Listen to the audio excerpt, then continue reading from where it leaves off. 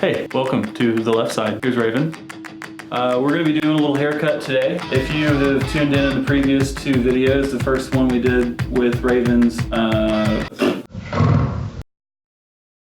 first video we did on Raven's visit to M Creative today was focused on fabric and a consultation, kind of giving you guys the inside look as to what the process is going to look like for her today. Today's video is going to be focused on the haircut. Raven has an undercut that we like to keep nice and tidy. Raven likes to keep density through the temples, also have a lot of weight removal, so we're going to have some concave layering going on. If you are looking at the segments that are in the temples, these are braided out of the way so that we don't touch these through the wet relationship of the haircut.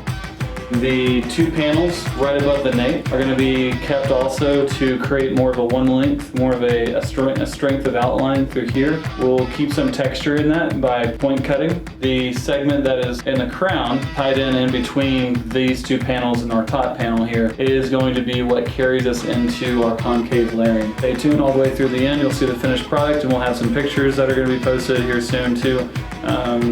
Yeah, let's cut some hair.